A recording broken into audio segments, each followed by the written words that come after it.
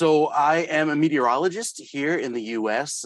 My headquarters are based in New York, and I own and operate a private meteorological forecasting firm, which forecasts for independent outdoor events such as the New York City Marathon or some other high profile events around the city, like big music festivals where tens of thousands of people gather outside. And the organizers need to be aware of these situations, such as if a storm were approaching. I also teach meteorology at the university level at Kane University in New Jersey, and I also do some TV meteorology. I'm a weather presenter on TV on Channel 1 here in New York. And so our organization, Climate Without Borders, wants to educate and help the general people understand what changes are happening in the climate. And what happened in Budapest in Hungary is very, I think, telling of how politics seems to be interfering with the science of meteorology and of weather. We know that the climate is changing, and there are things and weather events that are happening stronger and more severe and more frequently that have never happened in the climate record. And therefore, when politics come into play, there tends to be a little bit of interference with what the science is telling us as scientists.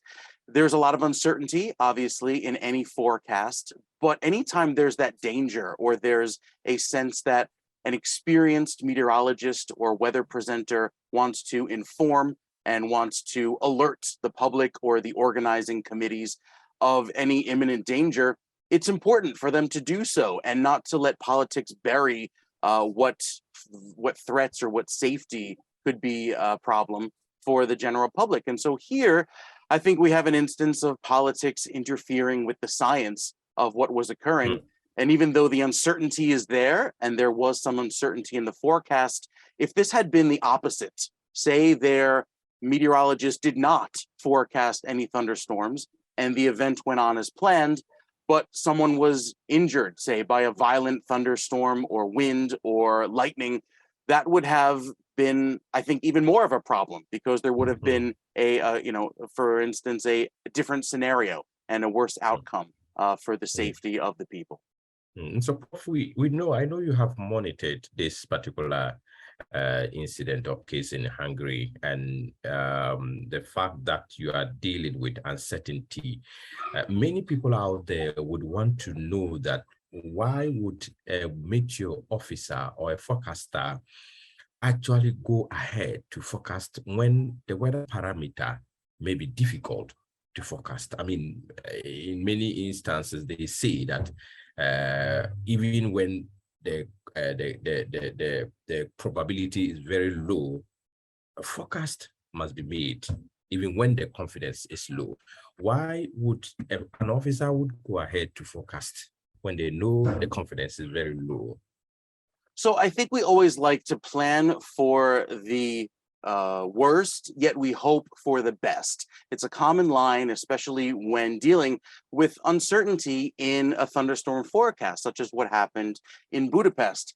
The type of storms that were occurring that evening for this, fireworks show was complicated, and it basically is on the very edge of our ability to forecast as human meteorologists, because we're relying a lot on the computer weather models or these algorithms. But these weather models and these algorithms are not perfect. And so there is some uncertainty and there is some bias. But when you lean on the side of caution and try and prevent any bad outcome, it is important to offer the threat and the possibility. And in that case, the meteorologist did what he was trained to do, and sometimes the forecast doesn't always happen as planned, especially in this case with the thunderstorms, which are a very difficult weather scenario to forecast for. Do we know exactly whether they realized the storm moved to the south, and what really happened that they could not actually update the citizens of Hungary that this is what we have seen, and Sure. So I mean, they could go ahead or something? Well, I know that thunderstorms are it's a very changeable scenario. It's a very fluid situation, meaning that 1 minute you could have no storms present, and then maybe 15 or 20 minutes later, the sky gets very dark and the thunderstorms form hours later or hours before they were originally forecast. So the issue here is that while there was a general sense of storms in the area, with current technology, it's very difficult to provide the exact pinpoint location of where these storms will definitely form. And that's the uncertainty part that goes back to these weather computer models and these algorithms. I can tell you that I've used some of the weather algorithms and weather models in Europe that the Hungarian weather forecasters were using, and they only update every few hours. So while the changes in the atmosphere could be occurring and maybe changing in that time frame, that would be difficult to reorganize or maybe restart the plans for that evening's fireworks and that evening's festivities, given the changes in the forecast, because it was a very short amount of time.